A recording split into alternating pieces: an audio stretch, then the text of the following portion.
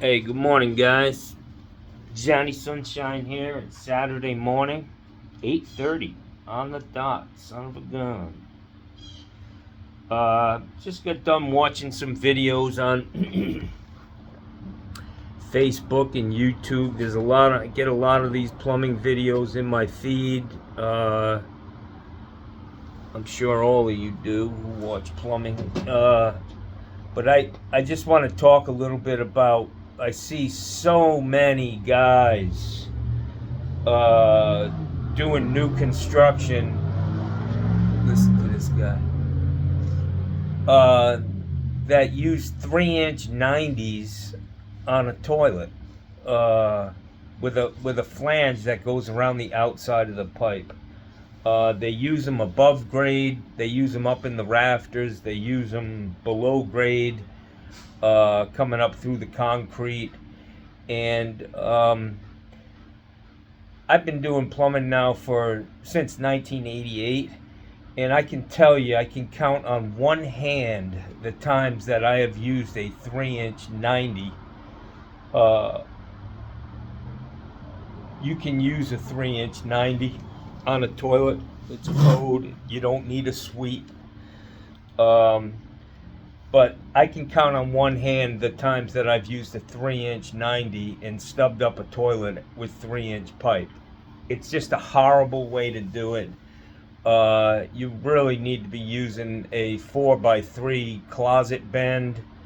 What happens is I see a lot of these jobs where you get root infiltration, and I've been on a lot of jobs where the plumber actually used 3-inch and they wrapped the friggin' pipe coming through the concrete, and so now the pipe's loose. You know, you can pull it up and down if you get a leaky toilet, which you end up with a leaky toilet. The water gets down into the soil.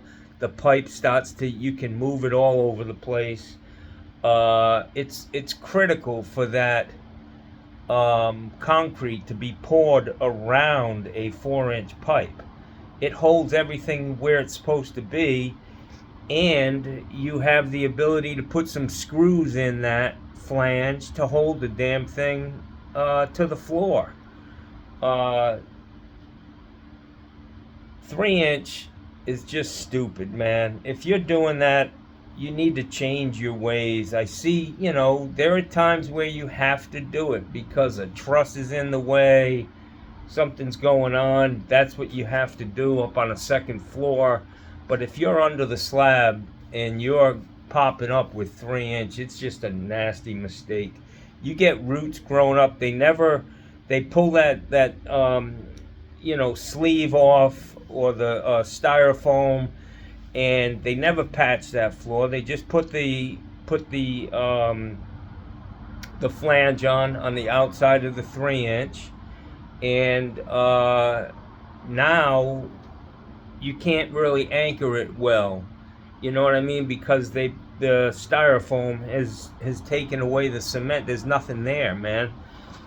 Just a bad idea, man. I just don't understand why people do it, and I'm hoping that some of you will start to use 4x3 closet bends. It's the way to go. When you have a 4-inch pipe and you're dropping the biggest trapway or horn on a toilet is going to be 2 1/8. I don't know of any toilet that's bigger than that, especially these low flow toilets. So you got 2 1/8, a 2 1/8 hole flushing into a 4-inch pipe.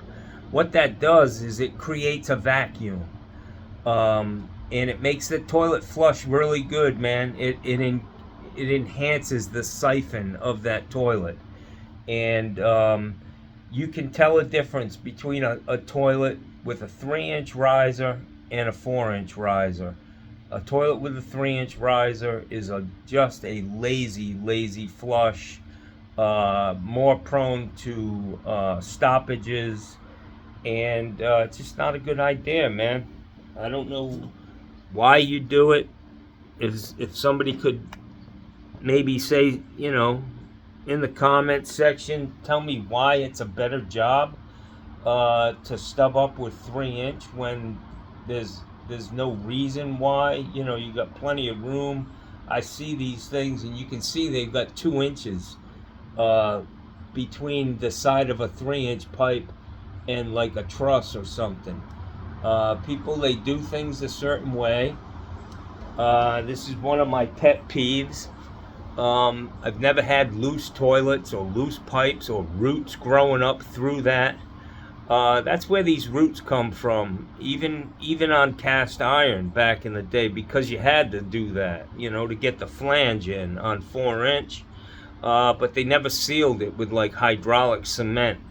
And a lot of times the roots that you'll find when you pull a toilet and there's roots everywhere, it's because they grew up the side of the pipe, and then they actually crawl back into the pipe, and that's how it works. It's just a bad idea. The toilet's always going to be loose because it's not anchored to the floor properly. You know, there are ways around it. You could get 6" long tap cons and drive them in on an angle and hope you can, but it's just a pain in the ass. Why would you do it, man? I mean, it's so simple to stub up with 4". Put a 4x3 closet flange inside the pipe. It makes repairing it, if you know, some idiot over tightens the toilet and breaks the flange, which happens a lot. Guys don't know how to set toilets. They crank down. They think if a wobbling toilet, all you got to do is keep tightening it down. That's not how it works. You got to shim it, guys. So I run into a lot of problems with broken flanges because guys simply don't know how to use. They don't use shims, and you know, they break shit. They break toilets. They break flanges. But try replacing a 3" flange, a 4x3 flange that's on the outside of a 3" pipe in a concrete slab. Try changing that out. It's a fucking nightmare. Why would you do it, man? I just don't understand. Please. The other thing that I see, especially with these guys up in Massachusetts, man, I have never seen so much reventing in my life, man. Where they'll drill through, on an exterior wall, they'll drill through 6 studs to tie the vent together into, you know, I understand sometimes things need to be tied together, but why not just run it up straight and just run, you don't have, you know, tie it together up in the attic. That 42 inches is a minimum. It doesn't, you can, you know, you're supposed to be 6 inches above the flood level rim of the fixture in that room, or 42 inches before you can run a pipe horizontally. Why not just pop one hole through the plate at the top and just, you know, you don't have to drill, man, and you don't have to destroy the structure of the house. I see it all the time with these guys from Massachusetts and New England, drilling the shit out of these houses, man. And I've just never seen so much pipe.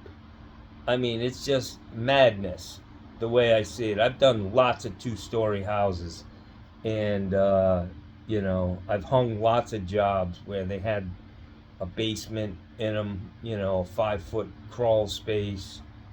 I just have never seen that much pipe. Every inch of pipe is a potential problem.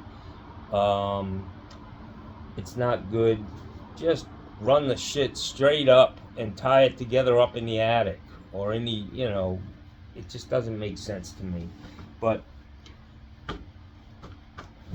4x3 closet bends are the way to go, guys. This is a short video.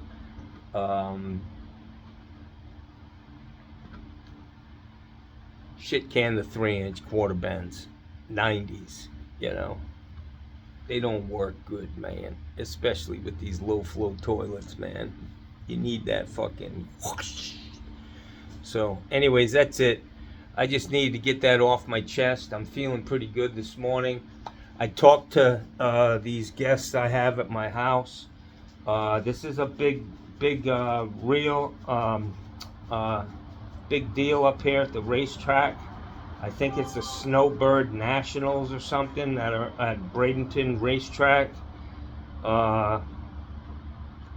And ooh, 1% battery. That's not good. This kid, they're here for that $100,000. You know, if you win, you get $100 grand. And I asked him about his race team. He said, "Oh, I work for a guy who owns a trucking company. We don't have any sponsors or anything. He's the one who's footing the bill on everything." But he said he's got a real fast car, and I may go up there. I was looking at some of the videos at DeSoto Speedway. They've got some fast cars up there. It's always fun to go up there, and they got great fucking hot dogs. What can I tell you, man? I mean, go for the fucking hot dogs. That's all. But let's see if I can pull it up. I think my phone is totally ready to die. What's happening at DeSoto Speedway this weekend?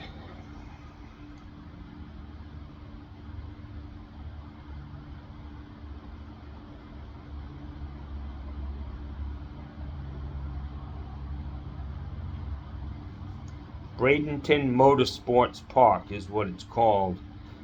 The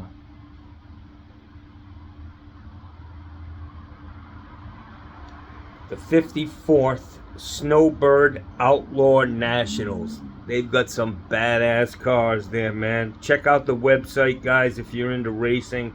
I'm not a real race, fanatic. I mean, I enjoy it every once in a while. I'm not a NASCAR guy, but I did go to the Daytona 500 once, and I just got to tell you, man, when 30 fucking cars go by you at over 200 miles an hour, that's something that is unfucking believable. They're like, wing, wing, wing, wing. I was like, holy fucking shit. I called everybody I knew. And I gotta tell you, I got the tickets from Ream. They sold me a water heater that was defective. The woman I was working for was on a conference call with David Robinson, the NBA guy who used to play for San Antonio. I think it was San Antonio, the Admiral they called him. He was a Navy guy, but she was on a conference call with him and 3 other important people. And I put the water heater in and I threw the fucking switch and it fucking blew. Boom! Lights out in her whole fucking house, man. Her phone call went dead. She was pissed. One of the wires to the water heater coming down from the access on the top was skinned. The sheathing was off of it, and it was touching the tank, and it fucking blew, man. And so I put a new heater in immediately, and I called Ream and the Ream distributor. This was 15 years ago, maybe. The Ream distributor, he said, "I got something for you, man." He gave me 2 tickets to the Daytona 500 with pit passes, dinner, all kinds of shit, man. All kinds of goodies in the bag. And it was a great time. First time I'd ever been to a NASCAR race. And it was incredible, man.